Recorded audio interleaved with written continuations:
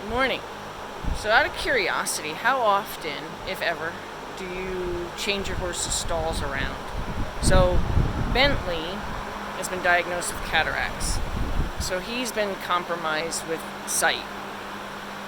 And he didn't have a window, but see that crack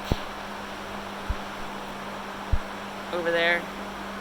That's how he used to stand, maybe to get some light or try to hang out with the horse that was in this stall. This was his stall, which did not have a window. He also is in night turnout, but I did just move him into a space that has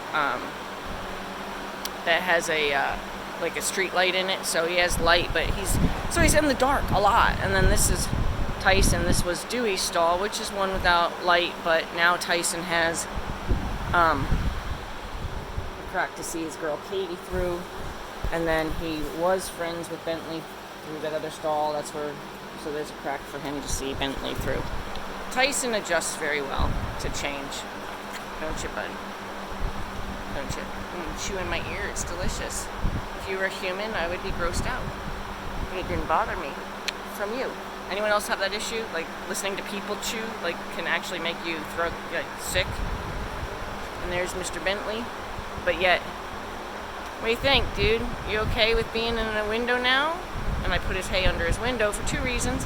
One, so he can spend all his time actually looking out the window. And two, because the stall also has an air gate, right? The other ones have, these gates came with the barn, so I'm just using what I have, but this one doesn't have that mat on here. And he's not a pawer anyway, so I'm not worried about him pawing into this gate. But so he has the air gate, but he's also a hay tosser. So here, I'll even show you. I mean, never mind the cobwebs. It's one thing I can grow is cobwebs. I knock them down on a regular basis, but you would not know it. But that's hay from him tossing hay, because this is his old stall.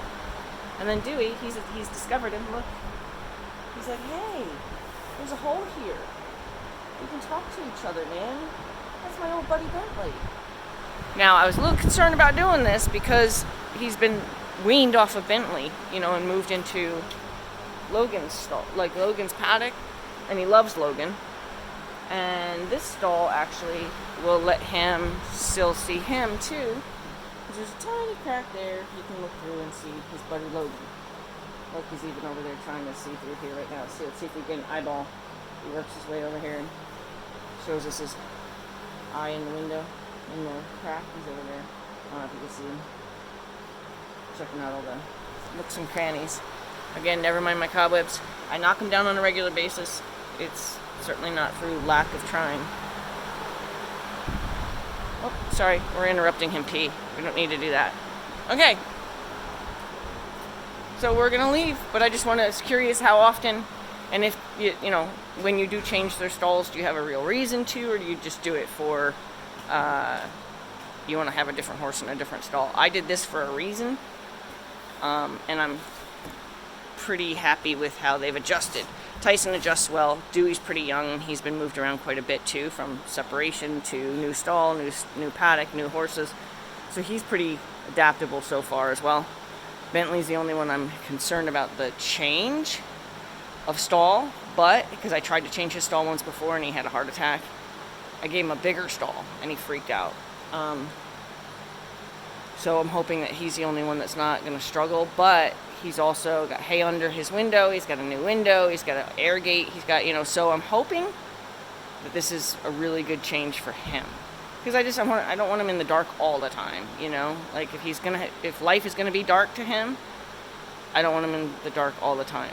We are, likely going to at least do laser surgery on one eye so he doesn't go completely blind. That's up to the owner. But at least I can do my part and try to at least keep him in as much light as I can. Okay.